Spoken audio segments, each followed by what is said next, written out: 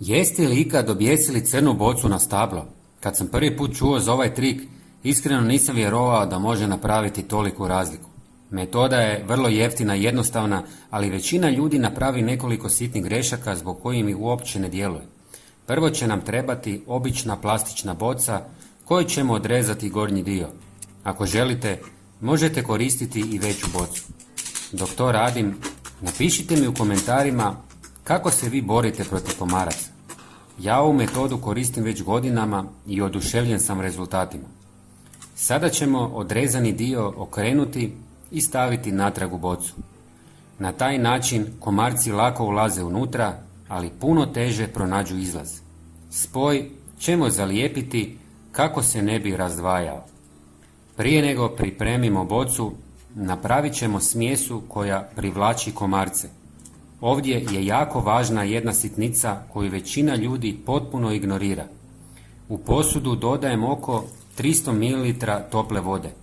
Važno je da voda nije hladna jer se tada smjesa puno sporije aktivira, ali ne smije biti ni prevruća jer previsoka temperatura može pokvariti cijeli proces. Zatim dodajem 2 žlice smeđeg šećera i pola čajne žličice kvasca. Smeđi šećer daje bolje rezultate jer sadrži melasu koja usporava fermentaciju pa zamka radi puno duže. Pričekajte da se šećer otopi i tek tada dodajte kvasac.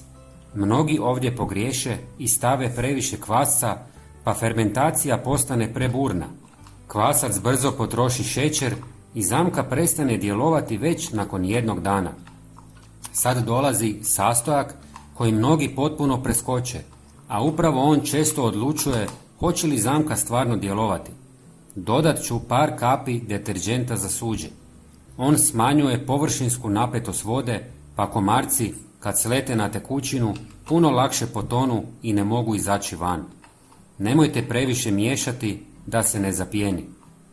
Prije nego stavimo ovu mješavinu u bocu, moramo ju još malo pripremiti.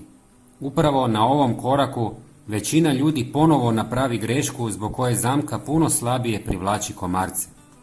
Oblijepit ćemo bocu crnom trakom jer komarci vole tamna mjesta, a izbjegavaju svjetleću prozirnu plastiku. Osim trake, bocu možete zamotati i crnom krpom ili vrećicom.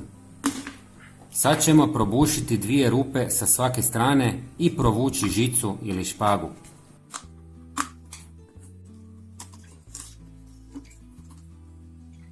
Zatim ćemo uliti mješavinu koju smo napravili u bocu i zavezati na granu. Ali sad dolazi. Mnogi me pitaju zašto bocu ne stavimo blizu ljudi. To je zato jer čovjek izdisanjem proizvodi puno više CO2 nego kvasac u zamci, pa komarci radije lete prema ljudima. Kad je zamka na grani ili rubu vrta, može privući dio komaraca prije nego dođu do mjesta gdje sjedite. Ova zamka uglavnom ne privlači pčele jer njih ne zanima CO2 koji proizvodi kvasac. Napišite mi u komentarima hoćete li ovo isprobati. Hvala vam i pozdrav!